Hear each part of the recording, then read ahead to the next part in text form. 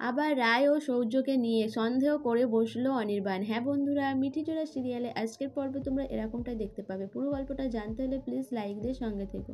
অনির্বাণ যখন অনেকবার ফোনে ট্রাই করে কিন্তু রায়কে পায় না, তখন সে অস্থির হয়ে পড়ে, বলে কেন রায়ের ফোনটা লাগছে না। এদিকে সৌর্য ফোন করে অনির্বাণকে বলে, কি রে, কালকে তোর বিয়ে আছে আর তোর বিয়ের জন্য কেনাকাটা করতে লাগবে নাকি? আমি যাব তাহলে, কালকে ফ্রি আছি। অনির্বাণ বলে যে না, তার কেনাকাটা করার কি আছে, আমার কোনো কিছু কেনাকাটা করার নেই।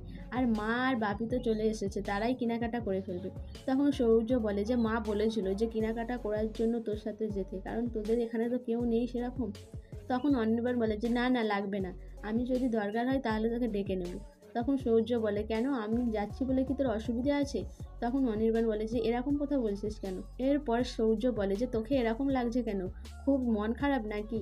তখন অনির্বাণ বলে যে না না। তখন সৌর্য জিজ্ঞাসা করে রায়ের কথা।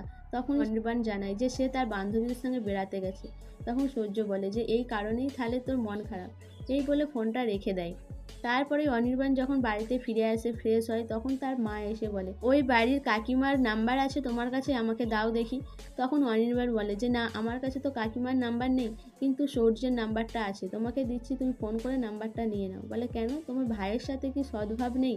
সে কি তোমাকে নাম্বারটা দিবে না নাকি? তখন অনির্বাণ বলে যে কেন দেবে না। এরপর সে সৌর্যকে ফোন করে, কিন্তু সৌর্যের ফোনে ফোন লাগে না। এরপরে সৌর্য বলে যে কোনো ফোন লাগছে না।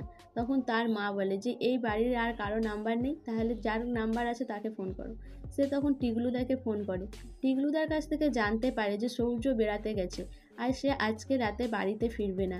এটা শোনার পর অনির্বাণের মনের মধ্যে যেন একটা খটকা লাগে। তখন সে আর কিছুই বলে না। এরপর তার মাকে বলে যে ঠিক আছে, টিগলুদার নাম্বারটা টেক্সট করে দিও, আমি তোমাকে দিয়ে দেবো। এরপর সৌর্য রাত্রে রায়ের ছবিগুলো দেখে, রায়কে ফোন করে, কিন্তু রায়ের ফোন যখন লাগছে না তখন আবার সৌর্যকে ফোন করে। সৌর্যরও যখন ফোন লাগে না তখন অনির্বাণের মনের মধ্যে একটা খটকা হয়। বলে রায় আর সৌর্য কি তাহলে একসাথে বেড়াতে গেছে? ওরা কি আমার চোখের আড়ালে কিছু করেছে? এটা ভাবার পরেই অনির্বাণ বলে যে এইসব আমি কি ভাবছি, রায়কে আমি বলেছি বিশ্বাস করব। এরপরেই সে মনে মনে বলে যে রায়, আমাকে ক্ষমা করে দিও, আমি তোমার অজান্তেই তোমাকে সন্দেহ করে বসেছি, আমি এরকম ভুল আর কখনো করব না।